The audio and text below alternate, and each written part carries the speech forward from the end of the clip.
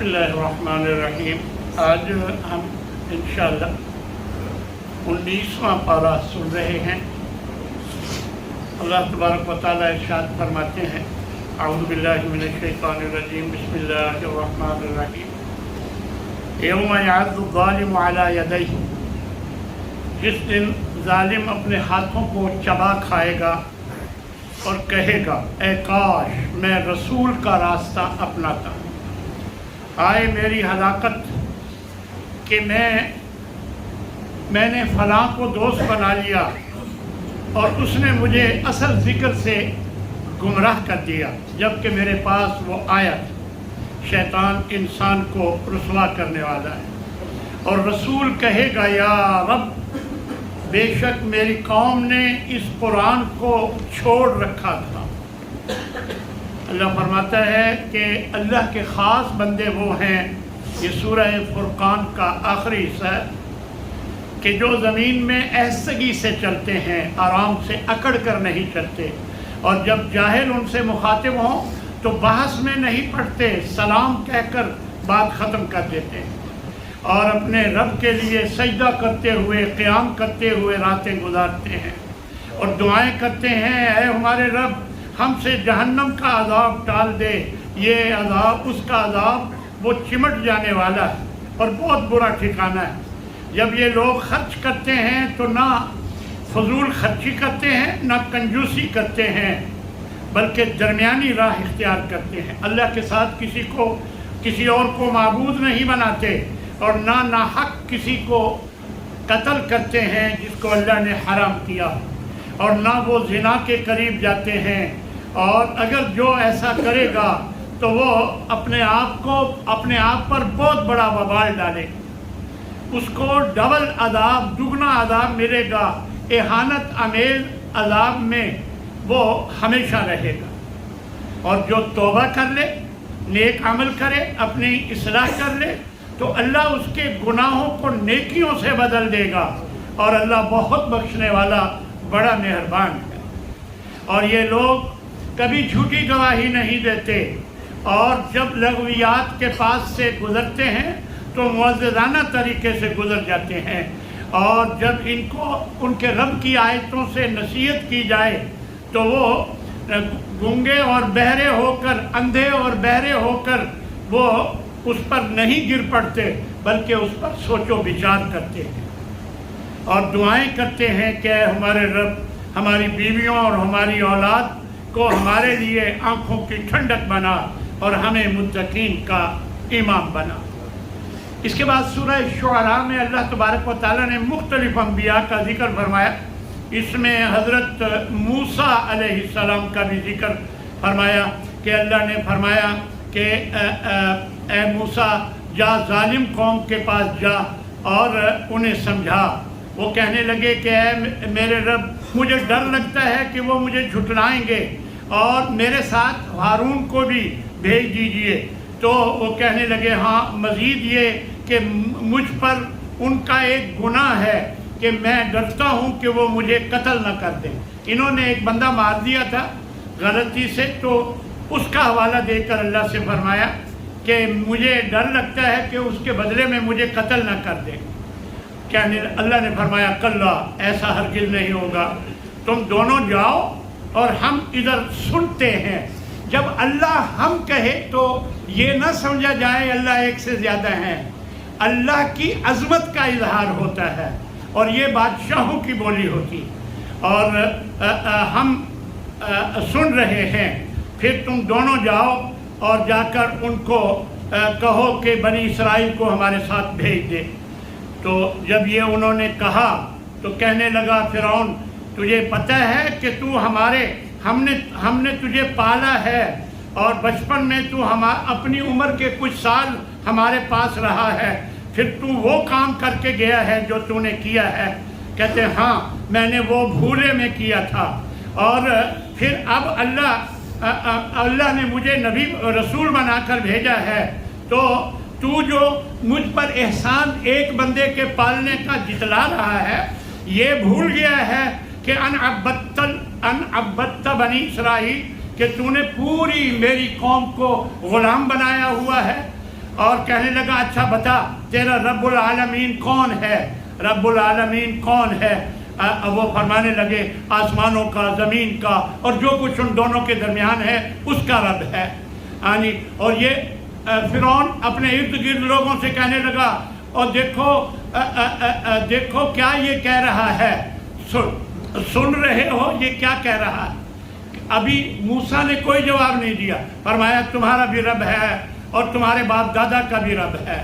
اور پھر یہ فرعون کہنے لگا تمہارا یہ رسول جو ہے، یہ جو تمہاری طرف بھیجا گیا ہے لمجنون، یہ پاگل ہے، مجنون ہے۔ تو موسیٰ نے کوئی پرواہ نہیں، ہم جیسا کوئی ہوتا تو پاگل، تیرا فلاں پاگل، یعنی کتنی باتیں بنا، لیکن انہوں نے اگلی بات کی کہ وہ رب المشرق والمغرب، وہ مشرق اور مغرب کا رب ہے اور جو کچھ ان دونوں کے درمیان میں ہے۔ تو اب جو حکمرانوں کی دھمکی ہوتی ہے وہی دھمکی کہ ہم تجھے قید کر لیں گے، اندر کر دیں گے، تو حضرت موسیٰ کہنے لگے کہ اگر میں کوئی دلیل بھی دوں تو وہ کہنے لگے لا، دلیل کیا ہے تیرے پاس؟ تو انہوں نے وہ لاٹھی پھینکی، وہ اژدہا بن گیا اور پھر ہاتھ بغل میں ڈال کے نکالا تو وہ سفید ہو گیا۔ تو یہ نشانیاں دو اللہ کی طرف سے جو ملی تھی وہ دکھائیں۔ اب یہ پورے لوگوں کے سامنے کہنے لگا یہ تو بہت بڑا جادوگر ہے۔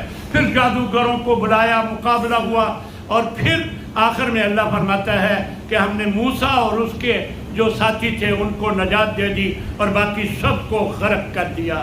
اس کے بعد حضرت ابراہیم کا، نوح علیہ السلام کا، ہود علیہ السلام کا، صالح علیہ السلام کا، لوط علیہ السلام کا ذکر کیا، پھر حضرت شعیب کا ذکر کیا رضی اللہ تعالی عنہ۔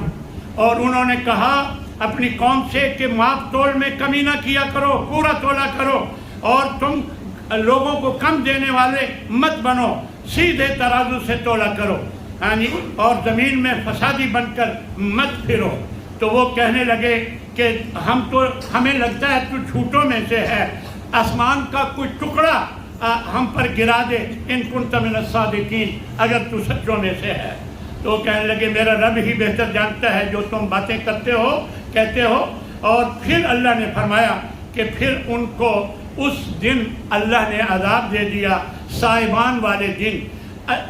مختلف آیات میں 3 عذاب اس قوم پر آئے، حضرت شعیب علیہ السلام کی قوم پر، ایک آگ کے شعلوں کا، دوسرا زلزلے کا، اور تیسرا چنگھاڑ، جو فرشتے کی چنگھاڑ کا۔ اس کے بعد سورہ نمل ہے، اور اس میں اللہ تبارک و تعالیٰ نے حضرت داؤد اور حضرت سلیمان، خاص طور پر حضرت سلیمان کا خاص ذکر فرمایا کہ سلیمان کے لیے لشکر تیار کیا گیا، جنوں اور انسانوں اور پرندوں وغیرہ کا الگ الگ ان کی درجہ بندی کی گئی۔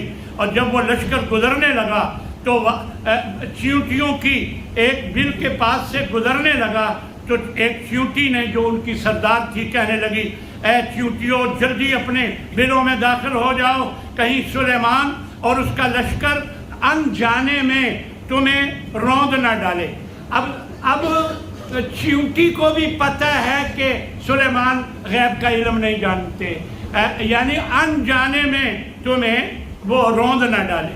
تو وہ ہنس پڑے، مسکرائے اس کی بات سے اور کہنے لگے، یعنی اللہ کا شکر، فوراً اللہ کے نیک بندوں کا یہی عمل ہوتا ہے کہ جب کوئی احسان اللہ کا نظر آتا ہے فوراً اللہ کا شکر کرتے ہیں۔ فرمانے لگے رب اوزعنی ان اشکر نعمتک التی انعمت علی، اے میرے رب مجھے توفیق دے کہ میں تیری اس نعمت کا شکر ادا کروں جو تو نے مجھ پر کی، اور میرے والدین پر، اور میں نیک عمل کروں جسے تو پسند کرتا ہے، اور مجھے اپنی رحمت میں داخل فرما اور اپنے نیک لوگوں میں داخل فرما۔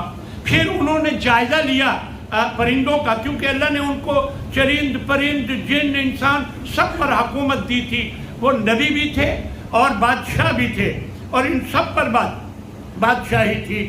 تو دیکھا انہوں نے، جائزہ لیا، ہدہد غائب تھا، کہنے لگے کہاں گیا ہے وہ، میں اسے سخت سزا دوں گا یا کوئی دلیل پیش کرے غائب ہونے کی۔ تو یہ تھوڑی ہی دیر گزری کہ وہ آ گیا، اور کہنے لگا میں سبا کے علاقے سے ایک خبر لے کر آیا ہوں، اور میں نے وہاں دیکھا ہے کہ ایک عورت وہاں حکومت کرتی ہے اور اس کے پاس بہت مال ہے اور اس کا بہت بڑا تخت ہے، عرش ہے، اور میں نے دیکھا ہے کہ وہ سورج کی پوجا کرتے ہیں۔ شیطان نے ان کے لیے مزین کر دیا ہے اور ان کو اصل راستے سے روک دیا ہے اور وہ سیدھے راستے پر نہیں چل رہے، اور یہ کہ وہ اللہ کو سجدہ کرتے۔ اب ہدہد کہہ رہا ہے، اسے بھی معلوم ہے کہ اللہ کے علاوہ کسی کو سجدہ نہیں کیا جاتا۔ وہ کہہ رہا ہے کہ ان کو چاہیے تھا کہ اللہ کو سجدہ کرتے کہ جو زمین اور آسمان میں پوشیدہ چیزوں کو نکالتا ہے، مختلف معدنیات نکالتا ہے اور گٹھلی سے پودا نکالتا ہے، تو یہ اللہ تبارک و تعالی چھپی ہوئی چیزوں کو نکالتا ہے، اور فرمایا کہ اللہ وہ ہے کہ جس کے سوا کوئی معبود نہیں اور وہ رب العرش العظیم ہے۔ یہ ساری بات ہدہد نے کی۔ تو کہنے لگے حضرت سلیمان ابھی ہم دیکھ لیتے ہیں کہ تو سچ کہہ رہا ہے یا جھوٹ بولتا ہے، یعنی غیب کا علم نہیں جانتے تھے، کہتے ابھی دیکھ لیتے ہیں۔ یہ میرا خط لے کر جاؤ اور تم ان کے آگے ڈال دینا، فانظر ماذا یرجعون، پھر ایک طرف ہو کر دیکھنا کہ وہ کیا جواب دیتے ہیں۔ پھر یہ جب خط اس نے ڈال دیا وہاں ان کے آگے، تو وہ جو ملکہ تھی، ملکہ بلقیس نام بعض لوگوں نے ذکر کیا ہے، اس نے کہا اپنی پارلیمنٹ کے لوگوں سے کہ میرے پاس ایک بہت معزز خط آیا ہے، میرے پاس ایک بہت معزز خط آیا ہے، اور یہ خط جو ہے بسم اللہ سے شروع ہو رہا ہے، اور کہا گیا ہے کہ سرکشی نہ کرو اور میرے پاس مسلمان ہو کر فرما بردار ہو کر آ جاؤ۔